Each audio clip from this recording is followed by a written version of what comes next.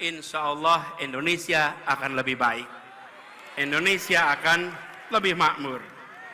Karena itu buat para relawan semua yang sudah berkumpul di sini, siap kita bergerak bersama ke depan? Siap untuk mengajak semuanya? Siap untuk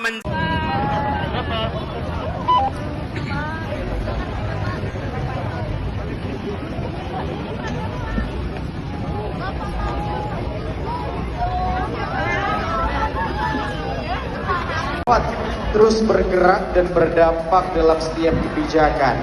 Mari kita refleksi bersama perjalanan dari masa ke masa untuk keberlanjutan. Kami ke belakang, ternyata ibu guru kami itu lagi di dalam sumur memperbaiki pompa. Oke?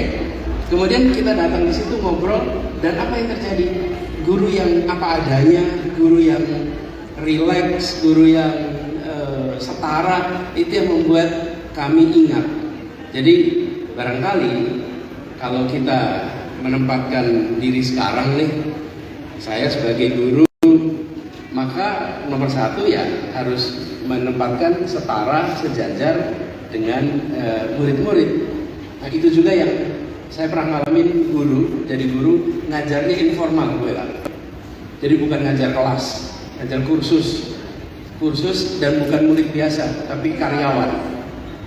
Jadi di Jogja itu banyak turis, karyawan toko, satpam pada bikin kursus bahasa Inggris, lalu saya jadi guru bahasa Inggris waktu itu setiap pagi. Nah interaksinya itu saya belajar dari, kalau guru saya dulu setara, sejajar, ngobrol santai, maka ketika jadi guru juga harus begitu. Kira-kira gitu refleksinya. Banyak nih Mas Anies di sini penggerak pendidikan, komunitas dan organisasi yang fokusnya mengajar bahasa Inggris. Nanti mungkin bisa dapat pengalamannya Mas Anies juga. Oh, ada pengalaman unik tuh. Apa tuh? Saya ngajarkan satpam, karyawan toko. Terus mereka tanya, ada yang tanya gini, Mas, bahasa Inggrisnya unyeng-unyeng itu apa Mas? Coba kita tanya, mungkin di sini ada yang tahu bahasa Inggrisnya unyeng-unyeng. Itu pertanyaan itu tahun 91, dan sampai sekarang saya nggak lupa dengan pertanyaan itu. Karena ya, waktu itu juga circle head gitu.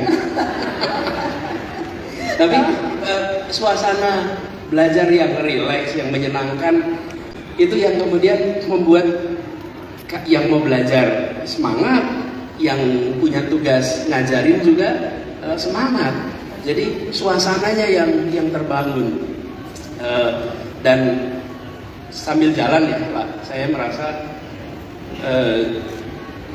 guru itu sesungguhnya memang mimpin di kelas, bukan ngajar. Dia sebenarnya memimpin. Dan memimpin itu kan paling mudah bila anak-anaknya mau ikut dia. Ini refleksi ini ketika saya tugas Indonesia mengajar, selalu saya sampaikan kepada anak-anak yang mau pada berangkat. Ingat ya, kalian di sana itu bukan jadi guru. Dari pengalaman saya, kalian itu sebetulnya jadi pemimpin di kelas itu. Anak SD itu jujur betul. Kalau Anda membosankan, Anda ditinggalkan. Okay. Lain kalau ngobrol di sini nih, membosankan, dilihatin, juga kesian, gak diundang jauh-jauh gitu kan, masuk nggak dilihatin gitu. Tapi coba anak SD, kita ngajar, membosankan ditinggal, tapi bila menyenangkan dia ikut. Nah, bila kita bisa melihat ini sebagai interaksi leaders and follower, maka menjadi leader adalah juga menjadi follower. Menjadi follower adalah juga menjadi leader. Jadi ketika bicara semua guru, semua murid itu satu paket, seperti juga leadership and followership. Gurunya terus belajar, muridnya juga sebetulnya mengajarkan sesuatu kepada kita sebagai guru. Mas Anies, tadi refleksinya lebih pengalaman di setting persekolahan, kemudian juga lembaga pendidikan yang non formal. Kalau bicara tantangan-tantangan pendidikan yang sebetulnya tidak berkait langsung dengan persekolahan, itu saya tahu Mas Anies banyak memperjuangkan agenda-agenda pendidikan. Tapi ada nggak Mas perubahan-perubahan yang yang dari dulu tuh diupayakan, dulu sulit, sekarang udah rasanya pasti sulit. Kira-kira apa ya Mas Anies? Yang bisa jadi tantangan dan PR yang kita selesaikan bersama-sama. Salah satunya, ada banyak ya, Bella ya. Tapi salah satunya adalah pendidikan sebagai gerakan. Sering sekali pendidikan dipandang sebagai program, lalu dimonopoli oleh pemegang kewenangan. Siapa pemegang kewenangan? Pemerintah. Wujudnya dinas, wujudnya sekolah. Lalu dianggap itu adalah wilayahnya pemerintah saja. Sementara kalau pendidikan sebagai gerakan, maka tanggung jawab untuk terlibat di dalam pendidikan itu dimiliki oleh semua, dan pemerintah itu memberikan ruang kepada siapapun yang terlibat dalam kegiatan pendidikan untuk terlibat. Jadi sekolah kita membuka ruang kepada masyarakat untuk datang, untuk terlibat. Pengambilan kebijakan juga melibatkan para pegiat-pegiat pendidikan untuk terlibat. Nah, ini salah satu yang paling menantang. Sementara kita menyaksikan bahwa yang dimiliki oleh pemerintah itu dua. Satu fiskal, dua otoritas. Yang tidak dimiliki inovasi, kreasi, pengalaman lapangan, jaringan. Itu yang memiliki siapa? Pegiat-pegiat pendidikan.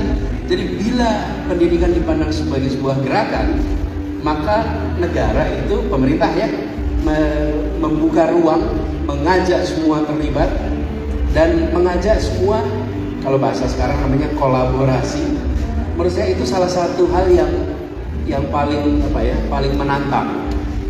Itu membutuhkan kemauan dari sekolah, kemauan dari pemerintah, kemauan dari pemegang kewenangan untuk membuka diri dan tidak menempatkan sebagai pelaku terpenting. Penting ya, tapi pelaku penting yang mengajak kepada semuanya. Mungkin itu salah satunya lah. Ya, dan itu juga salah satu hal yang paling paling menantang. Itu membutuhkan kemauan dari sekolah, kemauan dari pemerintah, kemauan dari pemegang kewenangan untuk membuka diri dan tidak menempatkan sebagai pelaku terpenting. Penting ya, tapi pelaku penting yang mengajak kepada semuanya. Mungkin itu salah satunya lah. Ya, dan itu juga salah. Dan saya ingin garis bawahi, pemilik kekuasaan di republik ini adalah rakyat. Jadi ini tidak sedang